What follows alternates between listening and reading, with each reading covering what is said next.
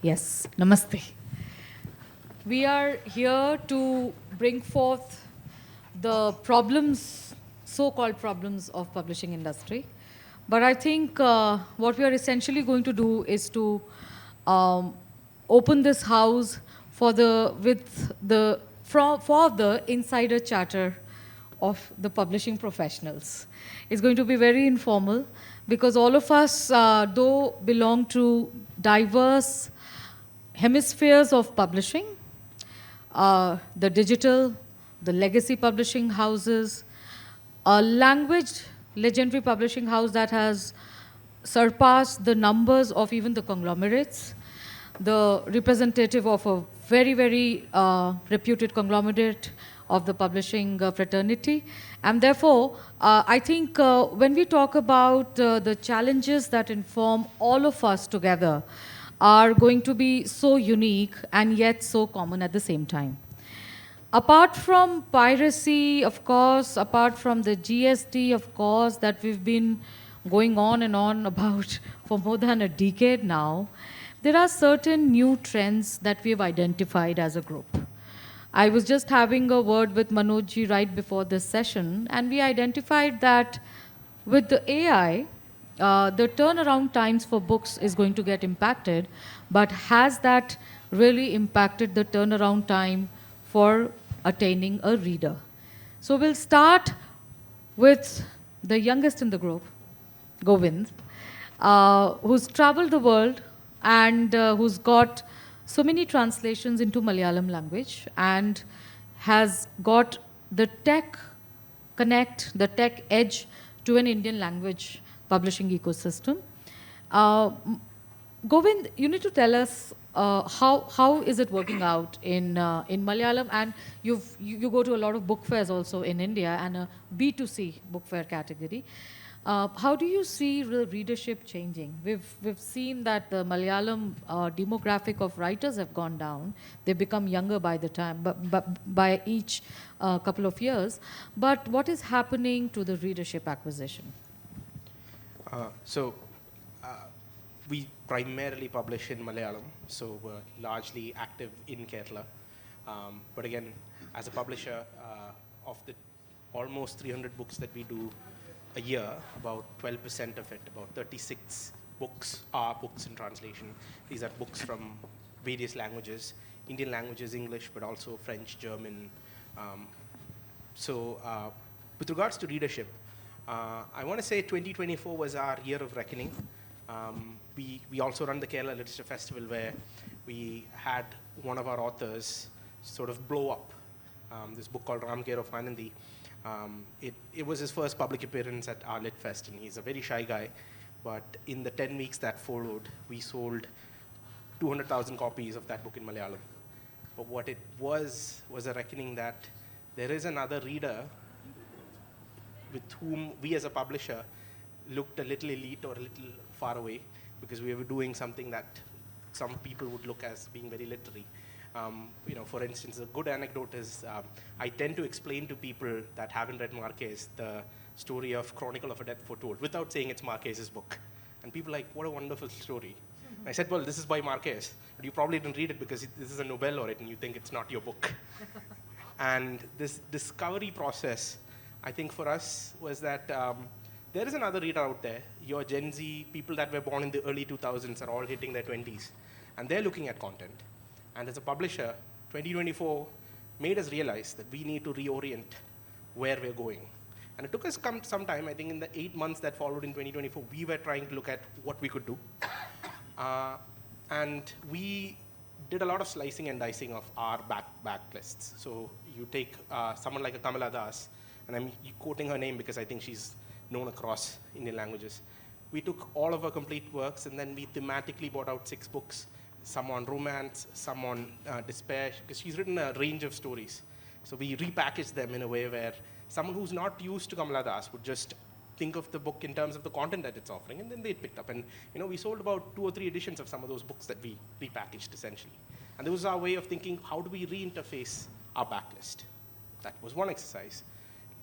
Right after our Literature Festival this year, in 2025, we started a new imprint. It was called Sedora. And in the first 7 books that we published in Feb, one book written by this kid. He's 22 years old. He's an accountant who went to Dubai for the first time in his life, right after training. We published this book, and in less than a year, it has sold over 1 lakh copies. And these are not your traditional readers that we thought we knew. And we're suddenly realizing that sci-fi writing in India, which I think has had a dearth of good content, or readers for that matter, suddenly there's a Gen Z writer. I was just telling Aditi, there's these two kids, they were writing a book, and they didn't want to publish on any other platforms that, like your Pradilipis and all, they didn't feel safe there. They started a Facebook group, and they were just posting one chapter week after week. When one of my editors found out, all of us had to join this close group, and then we kept following it. And when we reached out to them saying, we'd like to publish this book, they said, we're thinking of a trilogy, so you're just seeing just a bit of it. But that group is 8,000 people, and it's a private group, so you have to go in, join the group. So when that first part of the trilogy ended, we just told them, why don't you announce that a book is coming? And that's where we left it off. So that book is, almost 8,000 copies in pre-orders. It's not even out yet. And we're discovering that there's another reader out there that we need to kind of reorient our entire publishing process around. And these are these are readers that then will look at reading a Benjamin and eventually a K.R. Meera. So instead of shoving down an O.V. Vijay and saying, this is the cult classic Malayalam book that you ought to read, we're saying, well, this is a new reader, let's give them something else. So Agatha Christie, interestingly, is now selling like hotcakes again. She was read by a certain audience for a while in Malayalam. The English, I suppose, sold differently. But now there's a new audience for her. And, I've recently saw this discussion in Malayalam on Reddit where someone was saying, Agatha Christie was way more sophisticated of a writer than Arthur Conan Doyle. Like, she really knew how to kill somebody. So, and it's just interesting spaces to kind of go and visit to see the kind of leadership that's happening. So I want to say we're reorienting. We're learning what is of interest to another author. We had M. Mugundan, who was a very senior writer, one of those writers whose first book became a cult classic in Malayalam. The book has turned, his first novel called On the Banks of Mayuri, it's been translated into French and all that. It's turned 50 years old. He wrote a book saying, I want to write to a Gen Z reader. So he wrote a book, it's a romance novel. He's never written a romance novel, but he wanted to write one. It's 100 chapters, and he said each chapter is just 2 pages long, because that's the attention span they possibly have. So we're seeing these changes, and we're trying to adapt as much as we can. So it's a great amalgamation of traditional way of looking for talent and looking for it on tech. That's how I would like to put it. Anirudh ji, I would come to you from being at the helm of such tech giants across the globe to now coming into publishing as one of the co-founders of an organization that is looking at a list that the new India, younger India is reading and lapping up. Some of your titles I've seen have done so well, and the bestseller lists and the crossword lists, that they're all talking about it. Why did you see there was a need for a new publishing house in an already existing culture of India, where every language has a very active print, public, debating culture of its own? So, had I known then what I know now, I probably would have never ventured into this minefield called publishing. But having said that, what's done is done. Welcome to the club. What is done is done. So we felt the compelling need to kind of get on with something that we wanted to do. We had a couple of more than a couple of about 5-6 authors within our group, within our family, within our friends, who had how do I put it, ready manuscripts for a long time, and I, as the guy who was kind of interacting with the rest of the world, because I was working for the Airtels and the Sifys of this world. So I tried very hard to reach out to most of the known publishers, and we kind of never got responses. Tried a couple of years, and then just maybe in sheer madness, we decided to start something of our own. So it's as non-business as that can be. But does it really, I mean, the ROIs of this industry, they are, I would, I have friends who say, "Are there any?" but then, but then of course, yes. I mean, we are looking at a print and public culture which is thriving. But of course, the timelines and the economics go in a very different way. Uh, what does it tell you about the readership? Of course, BluOne Ink's books are, especially the English list, has done exceptionally well. What is it? What are your fresh? Because, for example, Deecee books, The Penguin, Bhatkalji, Vani, our eyes are kind of tainted. We wear very colorful glasses sometimes. Maybe you can give us a very fresh look into what does the publishing industry look to you?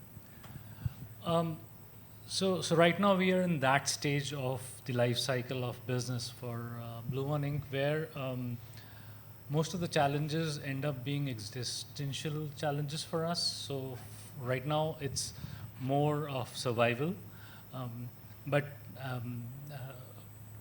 there is an ROI, maybe not in terms of the balance sheet, the bottom lines and everything, but there's an ROI of being able to publish, as avid readers ourselves, being able to publish something which we would like to see being written, giving opportunities to people who may not be able to reach the large groups that are all around us. So that kind of a satisfaction is there. Again, we are at a stage where we are seeing a certain genre of authors coming through. What we have seen over the last couple of years is that people who have a certain ecosystem or a community that they have developed before they became authors, they tend to do exceedingly well. There are cases where I can honestly confess that average content tends to do very well, provided the author has an ecosystem, pre-existing ecosystem from where they come. Whereas very well-written and very content-rich books, but with a relatively unknown author kind of sinks without a trace, that's also something that we see very frequently. We're just 220 titles old, so just about 3 years, so very little data to go on. But yeah, what I can see is that in terms of numbers, we have seen what over the last three years that we have been active in full form, that there can be some potential, there can be some, may not be a pot of gold, maybe a pot of copper at the end of the rainbow. Wonderful. From, I think ecosystem is the key word that I'll take from you. And from an author to have an ecosystem to a publishing house being an ecosystem itself. Bhatkalji, you've seen it through in the family. And of course, the Marathi public culture is so much around popular Prakashan that it's the stories for the legends. You've seen the changes happening through decades. And of course, as an art connoisseur yourself, you can easily compare both the industries and how they've changed over a period of time. Technology, plagiarism, and adaptation into various different formats, and to keep up with the new formats that keep coming in. What is your take on this whole hustle bustle, and what are the key pressing points that you'd like to point out, because you've seen it all, probably? I think, as you say, you've seen it all. Just suggests how old I am. Oh no, I didn't mean that. Which is why I'm the only one who said Bhatkal ji and not Govind kind of thing. And He's younger too. He's like my younger brother. Yeah, but we have been in business now for 100 years, and I represent the third generation, and I have been doing it for 35 years. So it is a long time, and over the years things have developed differently. When I think of challenges today, it is really about the new reader. And what Govind did in virtually 5 minutes was to give me a masterclass on what we should be doing, or what I've been seeking. That how do you reach out to this new reader? If one sees the crowds at JLF or recently at the Pune Book Festival, there is no question that people are still reading. But the kind of reader that's coming here, which is a reader also with purchasing power, unlike the past where the Marathi reader did not have purchasing power, is a different kind of reader. And unless one understands what it is that the reader wants, we will keep complaining as Marathi publishing industry that in Marathi you would say, "Loka pustak nahi वाचत," or people don't read, or the reading habit is dying. It's not. It's really about content, and we need to see what is it that people want. For example, we did a lot of publishing initially in English with the television channels when licensing was not there in India. So we published with Star, with Sony Television, Discovery Channel, Encyclopedia Britannica, who was not a TV channel, but National Geographic. And like say Discovery and Nat Geo did really well because parents would take the decisions for children and they said, "Ye bachcho ne padhna chahiye."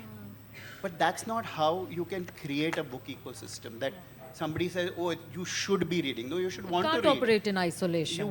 You should want to read, and that's really the challenge for us to understand what is the format, first what is the kind of content that today's reader wants, and how do you deliver it to it? Is it necessarily the print medium? Is it through Reels? Is it through whatever, Snapchat, Facebook, jo bhi hai? If we don't recognize that we are actually content providers or content deliverers, we would then have challenges, which is where we are at today. So we do need young blood like this who says, yeah, this 22-year-old guy is capable of creating content, which is what people want. Right. We also recently did a book by a police officer who worked a lot in difficult territories, and he was one of those really good police officers who believes that the police force is for rehabilitation and not punishment. And he wrote in a very local language, and not these kind of numbers which only Deecee is capable of, but still, like in pre-publication, we did 10,000 copies, which is quite remarkable for a Marathi book. Yes. But that was a totally different reader. It was not our traditional reader. So that's what we're finding, that there is a buyer there which is seeking different kinds of content. And I think that's the real challenge for legacy publishers like us. Obviously, keeping books in print is the other challenge when you have at least 800,000 titles where you owe it to the authors to keep them in print and don't have the financial and other resources to do justice to that. Yeah. And somehow I think the resistance to POD still exists till a certain extent. Well, necessity is the mother of invention, so we adopted it wholeheartedly. Right. I think I'm just out of the New Delhi World Book Fair, and I was there till last night till 11 o'clock. And you work too much, Aditi. the pleasure is all mine, and it's a no MBA class can teach you what New Delhi World Book Fair can teach you people. And I think it just challenges the learning of legacy publishing houses that we have. We distance ourselves from certain kinds of books, certain subjects, thinking we are legacy publishing houses.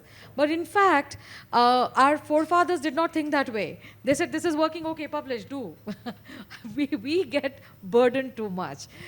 Speaking of which, coming to Manoj ji, Thank you. Manoj. So we were having a tete-a-tete outside the hall, and we realized that the piracy has been a concern for all creative agencies, be it cinema, be it books. Cinema has found a solution. At least I look at it like a solution with the OTT rights sales going up with each book. We are yet to see this kind of moment in the publishing industry. He's somebody who's seen a lot of mergers and acquisitions, and big ones that the world has talked about. You've known the temperament of the companies, how they come together, their policies, their ethics. What are the pressing concerns for you, Manoj, as far as the Indian language ecosystem is concerned? Indian languages ecosystem, including English, of course. Sure. I think Bhatkal ji said a very interesting point about the readership. You know, we a lot of time as publishing companies, we keep talking about readers are dying, oh, readership is dying, where are the readers? But as you rightly said, World Book Fair is, you know, An eye-opener, face-off of the reality. Where, you know, I feel the challenges there are multiple layers of challenges. You already said piracy. I won't take that discussion for too long because we know the, you know, the challenges with the piracy, and I think it's an internal industry issue that we can, you know, talk about separately. Readers may not be that keen. But I think a lot of time when we come from legacy publishing, when we inherit what are the goods and bads of publishing, we are reluctant to see the change which is coming our way. And we sometimes believe that what we believe is the right thing, and let's push that to the readers rather than, you know, publish what readers are seeking. I was talking about, you know, the situation of, you know, kind of a stampede-like situation when the Kodansha author went to the session which was right before this.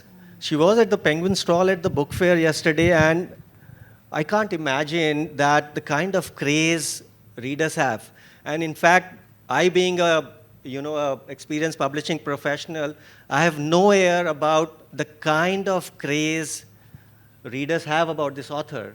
People were chanting, raising slogans, crying, like somebody, like a rock star have come in front of them. So I believe publishing has a bright future. The challenge is with the outlook. And I think we must introspect to see what is the new way of publishing and where are our new readers and what they are seeking. As far as the leakage in the bottom lines are concerned, that happened because of course, the low ROI, of course, the piracy, of course, the fact that some books do well, some books don't do well, and there is no formula, no automation.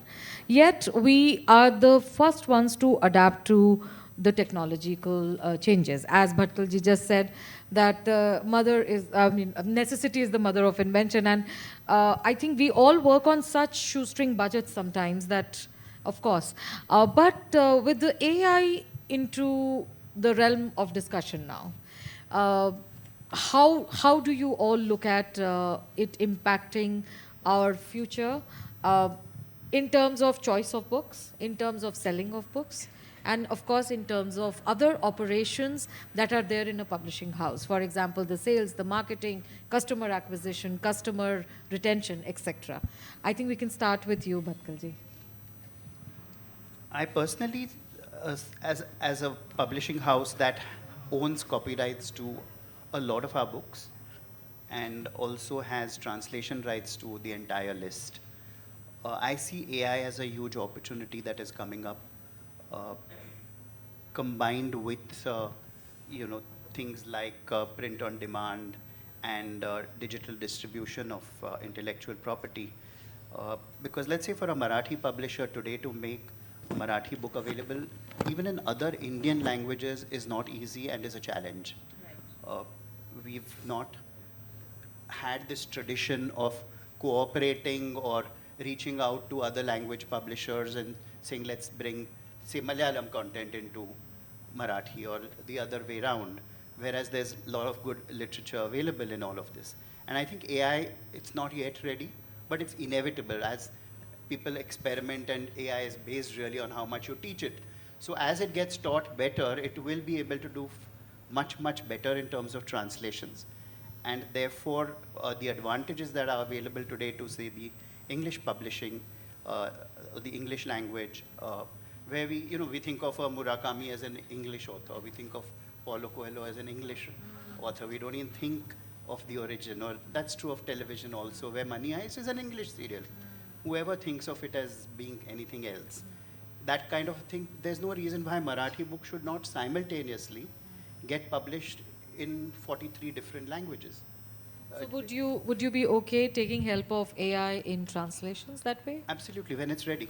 Okay. And today it's not ready, yeah. But one doesn't need to look too far ahead. I mean, the way it has moved just in the last 1 year. It's obvious that as it gets taught, it will be able to do it. Now the challenge at that stage may become that AI will create its own content, which is even better than the content our poor authors have created. I have no doubt about that, but we may get a window of 3 to 5 years before that happens. Right. So we need to use that window. Similarly, today, if we can use AI to deliver print content, we have to today rely on, let's say, OTT. They do buy our rights. It's not that they don't, but we have to rely on some media house. Yes. And just as today, say, social media influencers have completely bypassed, in some sense, the traditional Times of India, Indian Express kind of media conglomerates and created readerships in inverted comma of their own. So there's no reason why we can't, as publishers or content owners, create viewerships of our own. And all of that could happen, and therefore I see AI as an opportunity. Obviously not everyone will be as good as using that opportunity. But it's here to stay. But Yes, of it's course. here to stay. Yes. Manoj, coming to you with this. So my view is, technology has always helped humans to make things easier on a day-to-day basis, whether it is the invention of electricity to the evolution of AI. However, human creativity and imagination cannot be replaced, or even a fraction of, intervention into the creative space.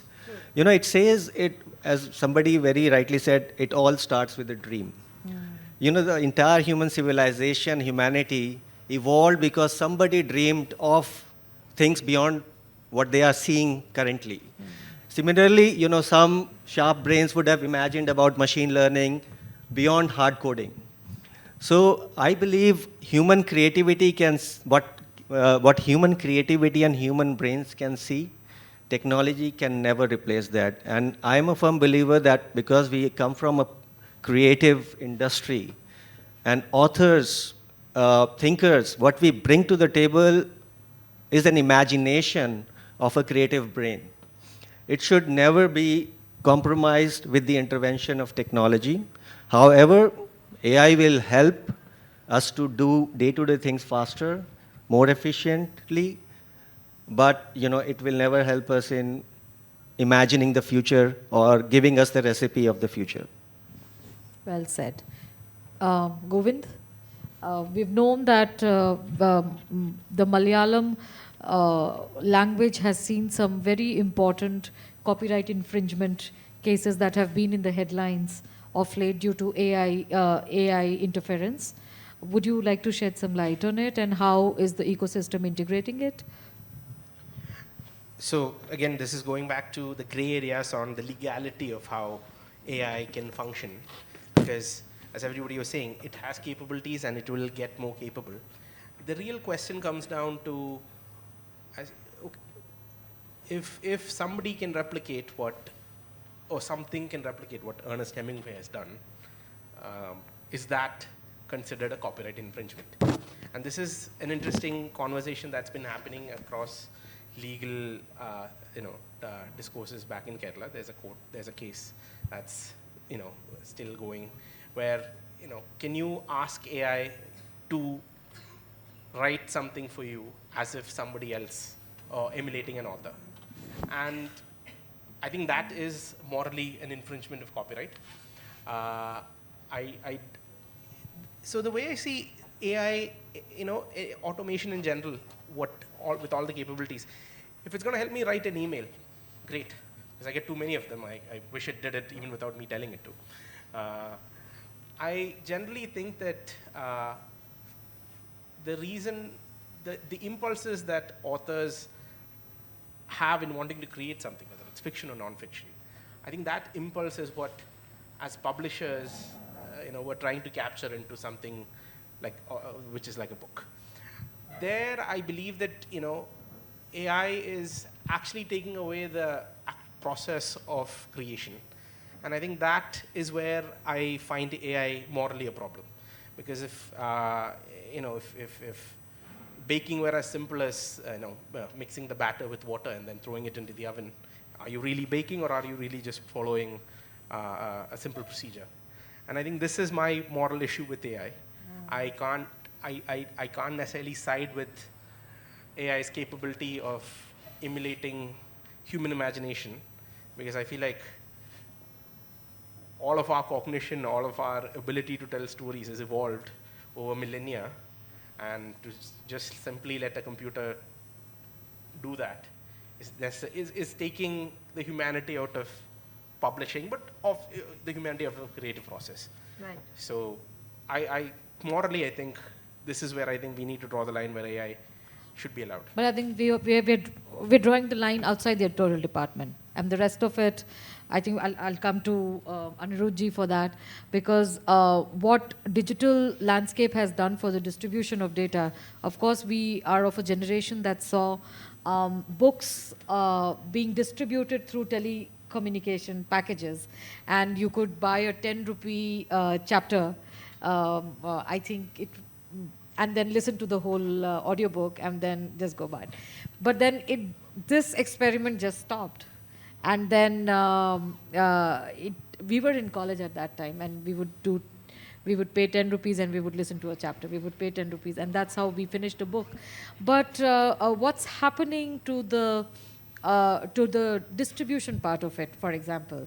Because you're a tech guy, so I thought I'll pose this question to you. Of course, hard books, print is here to stay, and post-COVID book sales show us that.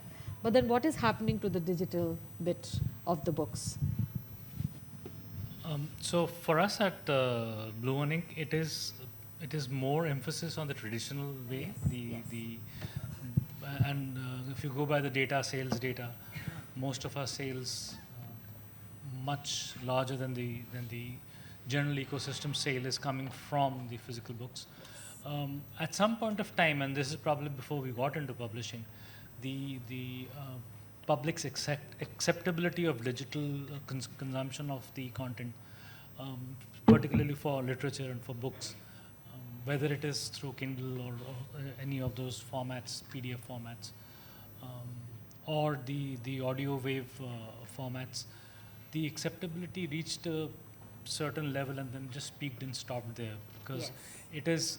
it's very easy, and this is from my personal experience, I won't be speaking for anybody else. I went into the usage of Audible with a lot of enthusiasm. I love to read a lot, so finding time becomes a challenge. So I would usually just download a book on Audible app and then try and play it while I'm driving, so a long distance. But what would happen after the first 3 or 4 books, I realized that there were stages when I would be distracted by the traffic. And by the time I'm back to the book, almost half a chapter is gone. Yes. So there is no way around that right now. So our understanding is very clear that beyond a certain point, the technological distribution of the books probably is not happening at this stage. Important, very, and thank you for saying it as is, because all of us at the publishing houses, we are, especially the Indian languages one, because there is a font compatibility problem that has persisted for, I don't know, eons of years. And somehow a new app comes and the font compatibility problem multiplies. So we are panicking like headless chickens to crack it, and then buy the software, and then suddenly the format changes. So that's how. I think I'll open this house for the questions from the audience. Yes, please.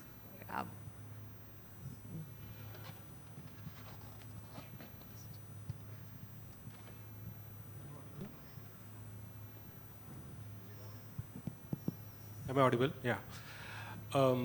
So you're all publishers, and I'm author myself. So I'm in this kind of a confusion. Maybe you can help with your answer. Earlier, traditionally, authors used to travel to certain places, experience it, and then convert it to words, and then refer to certain books of other authors and all, read it, consume it, and then convert it into his experience, which was fine and accepted. Now, if instead of going to the places, or for the places where he cannot go, he may refer to AI. And for the books, all the books he cannot read, for hundreds of books he cannot read, he may refer to AI. And convert that experience into a line-served words. is this accepted or is this considered as an original experience, or how are you all treating this? So you're asking that the materials generated through artificially intelligent apps or platforms, would they have the ownership? Would the one who is putting in the prompt have the ownership, or is it not considered? I'm asking more of a moral and philosophical question. See, if I have to go to a place or read a book, I would choose it. But AI will give the give the answer the answer that it knows. I'll just simplify the question for everybody's benefit. If you are putting in the Google search engine, then you are looking at a certain kind of authorial response.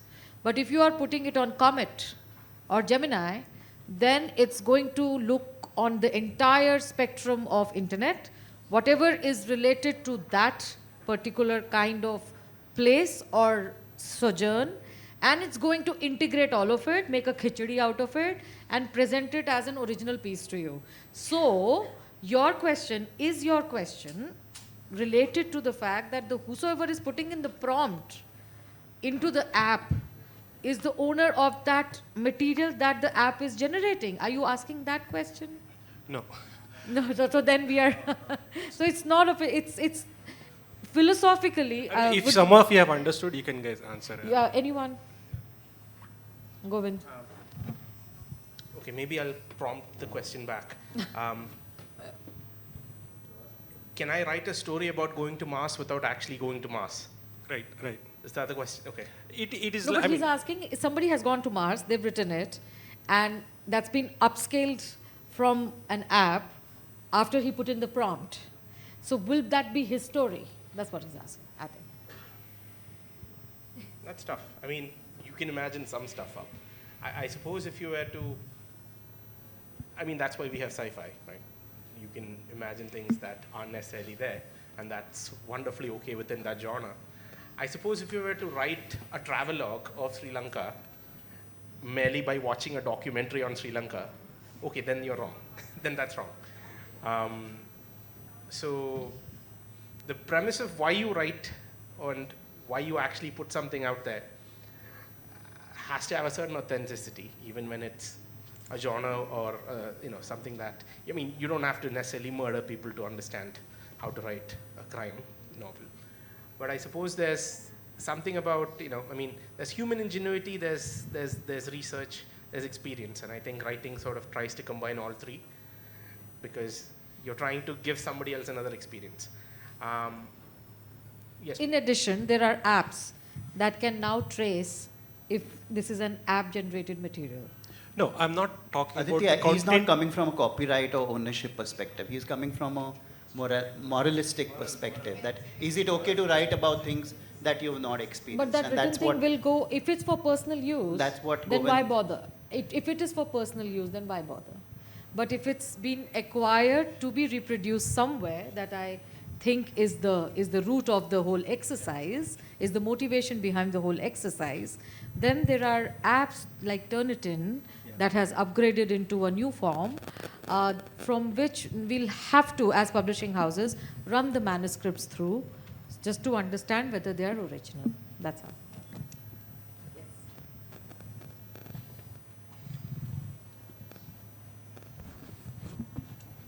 A lot of celebrities and influencers are now becoming authors to build their personal brands. And many of them are using ghostwriters and are not, they're not, there's no disclaimer to that. What do you think is, how credible is that content then? Can you please repeat the question? She's asking about ghostwriting. If ghostwriters are ethical or not. Yes. I think if I may take that question, I think there's always been ghostwriting. It's been done by people who are not necessarily good at writing but have experiences to share. And that's what a lot of social media people may be doing. But it's also true that there are people with very, very large social media followings who are writing books just for the sake of writing books and adding to their brand, in inverted commas. So, because being an author gives you the kind of credibility that is disproportionate to what actually book sales normally are. So it's tempting for them, I guess, to do it that way. So it's the onus of the publishing house then to tell the readers. Well, quite a lot of time, the celebrities give credit to the ghostwriters. They give their credit as co-authors. It all depends on the arrangements between, the celebrity and the author. I think your question is coming from, why AI is such a, thing to integrate into the creative process versus the ghost writing. And to Aditi's point where, there are software which can track. So AI can be used to finesse the thought flow that you are using, but there has to be minimal intervention to that. Like Bhatkalji said that ghostwriter were shaping the vision or the narratives that they celebrate. It was their story. It was just they did not know how to present it in the most impactful way. So there were AI, you can take usage or help of AI, but to the level where it is not intervening with the originality of what you are presenting to the readers. And if technology is not the ghostwriter, if it's a human agency, Mehentana mila hai, to it's a service being provided well. And a lot of people do that. And sometimes the credit goes, it's, as Manoj just said, it's just a part of the agreement. And sometimes it doesn't go. So it's a part of the agreement. Next question, please. Thank you. So my question is related to fan fictions. Fan fictions have become a great part of our publishing industry recently, with a lot of authors building up on previously authored original works. So there are like multiple versions of maybe Harry Potter or Twilight. Like we know all of these very out in the open are like written by other people, but the main major crux of the plot or something that remains the authors, the original works. So how do we, like, is it ethical, like the original ownership of the authors? It's very related to Yeah. the battle of authorship. Well, but, I mean, fan fiction is a different thing, I think. I mean, if I'm a big fan of Sherlock Holmes, can I write another Sherlock Holmes? Which apparently Sophie Hughes doing it for Agatha Christie, which is then considered part of the franchise. But then it's a copyright free. It's in the public domain. Not Agatha Christie. Sherlock Holmes. Some Yeah. of our books are, but Yeah. not Yeah. everything. Yeah. Arthur Conan Doyle. Yeah. But I think fan fiction falls into a different spectrum. I mean, I suppose it's the tendency of the reader to hold on to that world that they've enjoyed so much. So they're trying to find more ways to do it. And fan fiction, I suppose, in that. It's coming into the mainstream now. There was a fan fiction called Monocled or Menacled. That was a Dramini fan fiction, and now it's being reproduced under like a different name. The author has changed the main characters' names and everything, but the people who have originally read it through all the online platforms years ago, they are obviously excited about it. But that does not change the fact that it's a fan fiction, and people know that it is based on Harry Potter. So It's a new genre. yeah. We'll see as it comes, because can't. I mean, it legitimizes because somebody then publishes it and then says, this is also worth reading as an extension to Harry Potter. Or, yeah. You know, May I also ask Yes. a question of Govind? I mean, because when we think of challenges, it's a little about obstacles. But what you've shown is opportunities. And one thing I really wanted to understand, because Deecee is like an institution, as we know, does this have to do with Kerala and the Malayalam people? Or is it something that you guys do dramatically different which makes you like this absolute behemoth, which We've been asking nobody them else has this been question able to since the replicate. first year of Jaipur Bookmark to his father Then also. how does this work? Yeah, I don't know. I mean, had I known it, I wouldn't be saying it. No, I mean, look, I think in Kerala there's experimentation on several frontiers that are happening, and at least in our editorial room, we're happy to see it, and we're always ready to say, let's do it. And I think it also comes with the fact that because we have the security of a good backlist, even if that book doesn't sell, it's okay. I mean, everybody knows Benjamin, the author of Goat Days, but he had to write 3 novels before that, before he got to Goat Days. Yeah. Now, the first 3 novels, it didn't do the kind of numbers Goat Days has done. I mean, none of Benjamin's other novels have done as much as Goat Days has done. But you had to publish the first 3 novels before Benjamin could be Benjamin. And, I think that's what the backlist affords us financially. Had it not been for Bashir, had it not been for Ravi Vijayan, had it not been for Kamala Das, had it not been for the authors that we had published at a certain era that are perennial bestsellers in some sense, this ability to experiment comes at great risk. As you know, there are no grants and stuff that exist in Malayalam and anything generally in India for books. So we do have the security of what is a backlist. And we tend to ride on it, and we'd love to experiment. I mean, there's no question about it.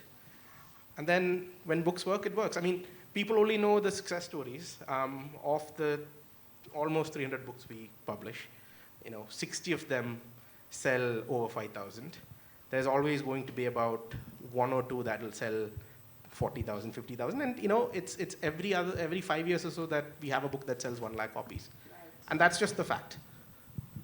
Thank you so much. Thank you for being a wonderful audience. And thank you to our panelists. This is a jantar mantar of publishing. And I think we were good in navigating it so far. Thank you so much.